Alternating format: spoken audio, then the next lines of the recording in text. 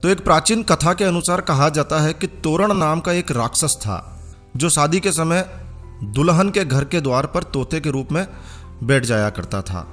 तोते का रूप धारण कर लेता और दुल्हन के घर के मुख्य द्वार पर बैठ जाया करता था। जब दूल्हा द्वार पर आता तो वो राक्षस दूल्हे के शरीर में प्रवेश कर जाता था और दुल्हन से स्वयं शादी रचाकर उसे परेशान करता था। एक बार की बात है, एक साहसी और चतुर राजकुमार की शादी तय हुई। शादी के समय जब वो दुल्हन के घर में प्रवेश कर रहा था तो उस राजकुमार में कुछ दैवीय शक्तियां थी। तो अचानक उसकी नज़र उस राक्षसी तोते पर पड़ी। वो तुरंत समझ गया कि ये राक्षस है और उसने तुरंत तलवार निकाली और उसे मार गिराया और फिर शादी संपन्न हुई। बताया जाता है कि उसी दिन से तोरण मारने की परंपरा शुरू हुई। आपने कभी गौर किया है? आपको पता लगेगा कि इस रस्म में दुल्हन के घर के दरवाजे पर लकड़ी का तोरण लगाया जाता है जिस पर एक तोता लगाया जाता है। अगर आपने नहीं देखा है तो आप ठीक से तोरण को देखिए। तोरण पर तोता जरूर बिठाया जाता है। तो लकड़ी से तोरण बनाया जाता है और उस पर एक राक्षस का प्रतीक तोता बिठाया जाता है और बगल में दोनों तरफ छोटे तोते बिठाए जाते हैं। दूल्हा जब शादी के समय वधू के मुख्य द्वार पर आता है तो तलवार से उस लकड़ी के बने राक्षस रूपी तोते को मारने की रस्म पूर्ण करता है।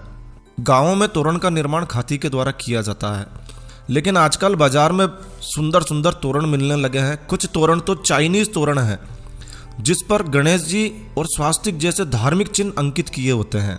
और फिर क्या होता है, दूल्हा बगैर जानकारी के उन पर तलवार से वार करता है, तोरण मारने की रस्म पूर्ण करता है, लेकिन जानकारी नहीं होती है और वो गणेश जी और स्वास्तिक जैसे पवित्र चिन्हों पर अपनी तलवार चलाता है।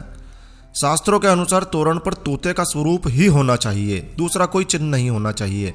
लेकिन इन दिनों तोते की जगह तोरण पर गणेश जी या अन्य धार्मिक चिन्ह अंकित कर दिए जाते हैं। दूल्हा भी तोरण की जगह उन पर ही वार करता है और कहते हैं कि भारतीय समाज में पति पत्नी के मध्य अनेक प्रकार के विवाद, तलाक बढ़ने के मामले के पीछे भी यही कारण है।